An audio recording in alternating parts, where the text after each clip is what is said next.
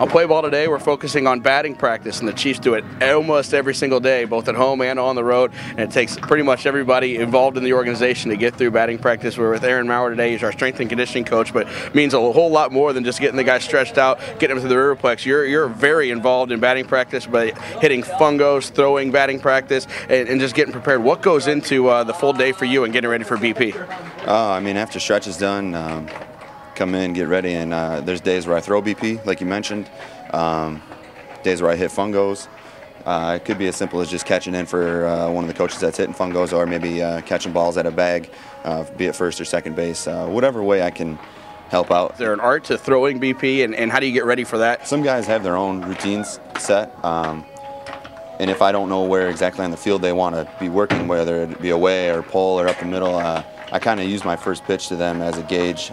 If they really get the hips opened up and try and pull, I try to work middle in for that particular hitter or for that round. If he tries to keep his hands inside a little bit more, I like to work middle away just to kind of cater to what they're trying to get accomplished. We got different guys all over the infield. Sometimes they're not even at their position. They're working on a different position. What are you trying to do there when you're hitting fungos, hitting them ground balls, and working on double plays or grounders? Just working with the guy. They're good about letting you know, hey, work my backhand now. So you just work to that side, work to glove side, and just just always be available if they want extra, or maybe a few less that day. Whatever they ask of you, you're ready to do. We're here with our hitting coach today, Barbaro Garbey, of course, a former major leaguer. And Barbaro, we talk about batting practice out here every day in the heat and going through the 45 minutes with all of it. How did you approach batting practice as a player when you were coming up as a minor leaguer and then in the majors?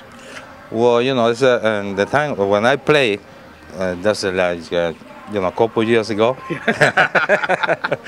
Couple years ago, it was different. It was different because we don't have those all those equipment those kids have right now, like the cages and the catch net and the flip and the soft top. It was only a manager, so you had to give your mind ready for batting practice without any help. So I work as a player. When I was playing, I was going to a batting practice just to work on my mechanic and get loose for the game. Well, it's very good for the young players right now, because they get to that frame mind where they cannot play the game if they don't hit batting practice before. So that's the way they've been growing up, and the way they've been playing from the time they've been in high school. So doing the batting practice, I'm not working with everybody. I only work with the guys I need to. The guy who I think they have some mechanical problem, or their approach has not been the right way in the game before. The last aspect that you guys have been able to add in the last couple of years is video, and we get copies of the games at home most of the time. Sometimes on the road we can grab them as well. That's a good point you mentioned, because that's the more important thing we have right now, because we can tell them what they're doing. We know what they're doing, but it's very different when they see the show. They see themselves the mistake they make when they're mechanic. So they can see that for themselves, and it's easy for them to correct that, because there's nobody better hitting coach than the hitters. I mean, they can correct themselves because they feel that. They feel it, but they cannot see it. In the video, they feel it and they see it. We're with Chief starter today, Rob Whitenack, a Long Island native. And Rob, you got the start at the Wrigley game, and I imagine you've had some time to reflect on how all that was.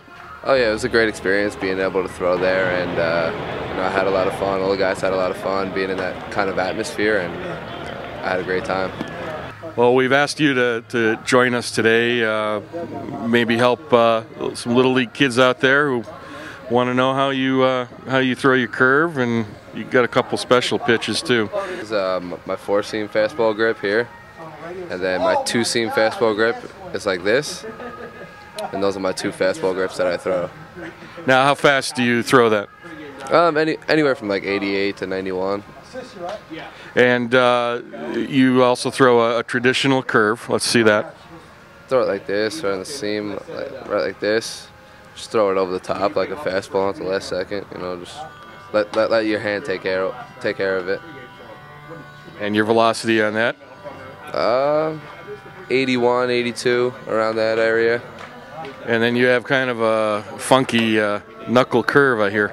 Yeah, I've been throwing it since I was a little kid, and I mean, That's how it's thrown.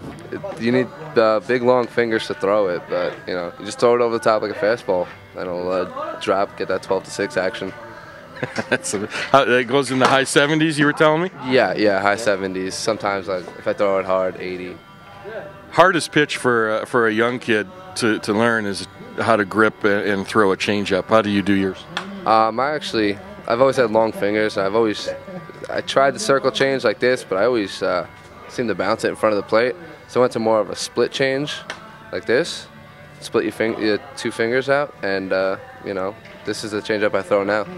I actually had a chance to talk with Greg Maddox when I was throwing my side, and he was just, working with me, giving me advice, talking grips on pitches and stuff, and I learned a lot from him. What were you talking about? We were just talking, about my first couple warm-up pitches were up in the zone. He goes, "Remember when you were 14? How'd you throw the ball then?" I just, just not really thinking too much and just throwing the ball, and like we were a kid again. And I started throwing, it's made it a little more simpler, and I find it worked pretty well. Sure worked for him. Pretty good advice. Yep. Thanks, Rob.